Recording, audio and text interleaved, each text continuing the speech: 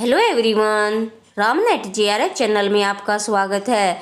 आप सब कैसे हो? उम्मीद करती हूँ आप सब अच्छे होंगे और अपनी पढ़ाई अच्छी तरीके से कर रहे होंगे। तो आज इस वीडियो में हम बात करेंगे जो हमारा पेपर 2 है हिंदी साहित्य, उसमें हमारी यूनिट आती है 6। उसमें उपन्यास दिए गए हैं जो हमें सभी कवर करने हैं। इससे क्वेश्चन हमारे बनते ही हैं। तो आज हम जो हमारा पहला उपन्यास दिया गया है देवरानी जेठानी की कहानी पंडित गोरीदत्त का, उसकी हम समीक्षा देखेंगे, जिससे आपको ये पता चलेगा कि इस उपन्यास में क्या दिया गया है। तो आइए शुरू करते हैं। तो अगर आप इस चैनल पर न्यू हो और आपने अभी तक इस चैनल को सब्सक्राइब नहीं किया है तो आप इसे सब्सक्राइब करें और साथ में बनी बेल आइकन को प्रेस कर दें, जिससे सभी वीडियोज़ के नोटिफिकेशन आपको टाइम टू टाइम मिलते रहें। मैं यहाँ पर पेपर 1 और पेपर 2 दोनों की तैयारी बहुत अच्छी तरीके से करवाती हूँ और पेपर 1 हिंदी मीडियम में पढ़ाती हूँ, जिससे आपको बहुत ही ज़्यादा हेल्प मिलेगी। तो आइए देखते हैं देवरानी जेठानी की कहानी जो उपन्यास है उसमें क्या दिया गया है। तो इसमें जो हमारे इकाई 6 में जो हमारे 13 उपन्यास बनते हैं उनको हम एक एक करके देखेंगे, जिससे आपको ये आइडिया मिलेगा कि इस उपन्यास में क्या दिया गया है। अगर आपने ये उपन्यास डीप में भी नहीं पढ़े हैं तो कोई बात नहीं, क्योंकि अभी टाइम बहुत कम है, क्योंकि हमारा जो हिंदी साहित्य का एग्ज़ाम होना है वो 15 से 23 दिसंबर के बीच में होगा। तो आप अभी डिटेल ना पढ़ें, जो भी ये समरी होती है आप उनसे गो थ्रू हो जाएं, जिससे आपको एटलीस्ट ये पता चलेगा कि इसकी समरी क्या है और इसमें कौन कौन से पात्र हैं। तो आइए देखते हैं हम देवरानी जेठानी की कहानी। इसी तरह से मैं आपको ये सारे उपन्यास करवा दूंगी। तो सबसे पहले आज हम देखेंगे देवरानी जेठानी की कहानी पंडित गोरीदत्त। तो फ्रेंड्स, जो इसका प्रकाशन वर्ष है ये सबसे पहले आप याद रखें कि इसका प्रकाशन वर्ष है 1817, और ये भी आप याद रखें ये हिंदी का पहला उपन्यास है। इसमें 150 वर्ष पूर्व संक्रमणकालीन भारत की संस्कृति को जानने के लिए इससे जो अच्छा उपन्यास है कोई हो ही नहीं सकता। तो आइए देखते हैं देवरानी जेठानी की कहानी 1870 उपन्यास को हिंदी का प्रथम उपन्यास होने का श्रेय जाता है। इसके जो उपन्यासकार हैं हिंदी व देवनागरी के महान सेवक पंडित गोरीदत्त हैं। तो आप ये भी याद रखें कि ये किसका लिखा गया है और ये कब लिखा गया है। इन्हें मेरठ में नागरी प्रचारणी सभा की स्थापना की तथा देवनागरी लिपि के प्रचार प्रसार के लिए अनेक ग्रंथ लिखे, अनेक पत्र पत्रिकाएं संपादित की। प्रस्तुत उपन्यास न केवल अपने कथ्य में गहरी सामाजिकता और यथार्थता को प्रस्तुत करता है, अपितु भाषा शैली और शिल्प की दृष्टि से भी अपने समय का सफल ये उपन्यास है। इस उपन्यास की जो अंतर्वस्तु में तत्कालीन समाज को स्पष्ट किया गया है, इसमें समकालीन नारी की सामाजिक पारिवारिक स्थिति ही लेखक की चिंता का विषय थी। तो इसमें बाल विवाह, इसके जो मेन विषय हैं बाल विवाह, विवाह में फिजूल खर्ची, बंटवारा, वृद्धों और बहुओं की समस्या, स्त्री शिक्षा आदि समस्याओं का वर्णन करने में इस उपन्यास का महत्वपूर्ण स्थान है। अपनी भाषा के माध्यम से यह उपन्यास आज के साहित्यकारों का मार्गदर्शन भी करता है। तो आप ये याद रखें कि इस जो उपन्यास है उसके इम्पोर्टेंट विषय क्या हैं।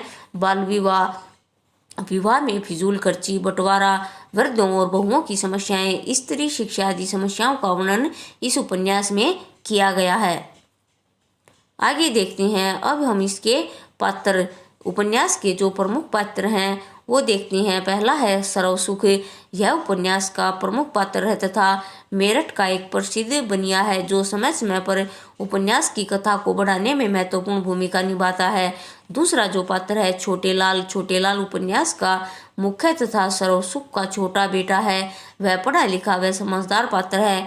तीसरा है छोटी बहू देवरानी, छोटेलाल की पत्नी तथा उपन्यास की प्रमुख नारी पात्र है जो पढ़ी लिखी होने के साथ साथ समझदार भी है। यह उपन्यास जगह जगह अपनी समझदारी का परिचय देती है। नेक्स्ट है दौलतराम। दौलतराम सरवसुख का बड़ा बेटा है और ज्ञानो है। जो जेठानी ज्ञानो दौलतराम की पत्नी तथा घर की बड़ी बहू है, जो अनपढ़ है और वह सदैव अपनी सास तथा देवरानी की आलोचना करती है, तो जो ये इसके पात्र हैं। आप याद रखें कि जो सर्वसुख है वह उपन्यास का मुख्य पात्र है और मेरठ का एक प्रसिद्ध बनिया है। उसके पुत्र हैं छोटे लाल, और छोटे लाल उपन्यास का मुख्य तथा सर्वसुख का छोटा बेटा है, यानी इसका छोटा बेटा है जिसका नाम छोटे लाल है। वह बड़ा पढ़ा लिखा और समझदार है, और जो छोटे की बहू है छोटे लाल की पत्नी उपन्यास की प्रमुख नारी पात्र है, वह पढ़ी लिखी और बहुत ही समझदार है। और जो सर्वसुख है उसके दो बेटे हैं, पहला छोटा बेटा छोटे लाल और बड़ा बेटा दौलतराम, और उसकी पत्नी अनपढ़ है। तो आइए देखते हैं आगे क्या है। इसके अतिरिक्त पार्वती, सुखदेई, सर्वसुख की दो बेटियां हैं, यानी जो सर्वसुख की बेटियां हैं उनके नाम है पार्वती और सुखदेई। दौलतराम, ज्ञानो, जेठानी, नन्हे, मोहन आदि पात्र भी उपन्यास की कथा को आगे बढ़ाने तथा रोचक बनाने में महत्वपूर्ण भूमिका निभाते हैं। तो उपन्यास की समीक्षा देखते हैं। देवरानी जेठानी की कहानी पुनर्जागरण की चेतना से सीधी जुड़ी हुई रचना है। पुनर्जागरण ने भारतीय समाज के जिस पक्ष को सबसे अधिक झकझोरा था वह उसका नारी विषयक दृष्टिकोण और उसके प्रति उसका व्यवहार था। अशिक्षा के कारण मध्यम वर्गीय परिवारों की स्त्रियों की स्थिति बहुत ही दयनीय थी। नारी शिक्षा सामाजिक परिवर्तन में अपनी महत्वपूर्ण भूमिका निभा सकती थी। उपन्यास में जो सर्वसुख नाम का बनिया है उसके दो पुत्र हैं, दौलत राम और छोटे लाल, और उसकी दो पुत्रियां हैं, पार्वती और सुखदेई। तो आप ये ध्यान रखें कि सर्वसुख के 4 बच्चे हैं, 2 उसके लड़के और 2 लड़कियां। सर्वसुख के बड़े बेटे दौलत की पत्नी बड़ी बहू ज्ञानो है, और छोटे बेटे छोटे लाल की पत्नी छोटी बहू के नाम से जानी जाती है। छोटी बहू देवरानी पढ़ी लिखी तथा समझदार है, जबकि बड़ी बहू जेठानी अनपढ़ है तथा सदैव अपनी सास तथा देवरानी की आलोचना करती रहती है। छोटी बहू संस्कारी थी और उसे धन संपत्ति तथा जायदाद का कोई लालच नहीं था, किंतु बड़ी बहू लालची स्वभाव की थी। अपने लालची स्वभाव के कारण ही उसने अपने पति दौलतराम और सास को छोटी बहू के विरुद्ध भड़काकर घर का बंटवारा कर दिया। उपन्यास के अंत में उसकी स्वार्थ प्रवृत्ति स्पष्ट रूप से दिखाई देती है। जब जायदाद के बंटवारे में मंडी की दुकान दौलतराम के हिस्से आई थी, तब भी बड़ी बहू खुश नहीं थी, क्योंकि वह छोटे लाल के हिस्से हवेली आने की बात पर वह मन ही मन असंतुष्ट थी। इसलिए हवेली से जाते समय वह 2 खिड़कियों के दरवाजे तथा चौखट उतार कर अपने साथ ले गई। इससे स्पष्ट होता है कि व्यक्ति को चाहे कि जितनी भी धन संपत्ति मिल जाए, परंतु वह दूसरों की संपत्ति देखकर कभी खुश नहीं रह सकता। तो आगे है, तत्कालीन समाज में बाल विवाह का प्रचलन था, किंतु छोटे लाल और उसकी बहू छोटी बहू ने अपने पुत्रों का बाल विवाह न कराकर उनकी पढ़ाई लिखाई पर अधिक ध्यान दिया। अपने पुत्रों का बाल विवाह न कराकर उनकी पढ़ाई लिखाई भी पूरी करवाई। नन्हे छोटी बहू और छोटे लाल का पुत्र है की सगाई कई जगह से आई, किंतु छोटे लाल और उसकी बहू ने सगाई वापस कर दी। पुराने समाज में यह बहुत बड़ी बात थी, किंतु छोटे लाल और उसकी पत्नी ने समाज में के विपरीत जाकर यह निर्णय लिया। उसके साथ ही उस समय विधवा विवाह का भी प्रचलन नहीं था। यदि किसी स्त्री का पति अल्प आयु में स्वर्ग सिधार जाए तो उसकी पत्नी को पुनर्विवाह का अधिकार नहीं था, किंतु उपन्यास में छोटे लाल की जो बहू की मामा की बेटी जिसका 9 वर्ष की आयु में विवाह हुआ, उसका पति पतंग उड़ाते हुए छत से नीचे गिर गया और उसकी मृत्यु हो गई। इस कारण वह मात्र 10 वर्ष की अवस्था में ही विधवा हो गई। उसने अपने जीवन में सब रास रंग खो दिए। जिसके अभी खेलने खाने के दिन थे, वह दिन उसको कठिनाई में बिताने पड़े। छोटे लाल की बहू के प्रयासों से उसका पुनर्विवाह कराया गया। आगे है, देवरानी जेठानी की कहानी की भाषा जनभाषा की सहज जुड़ाव, किस्सा गोई अर्थात कथा कहने के तरीके यानी जो शब्द में ही छिपे हुए अर्थ का अनूठा संस्कार, लोक भाषा के अर्थगर्भित शब्दों का सचेत प्रयोग, बोलचाल और उसमें मुहावरेदार लोकोक्तियों का जुड़ाव, ये सभी विशिष्टताएं उपन्यास की कथा की भाषा का सृजन करती हैं।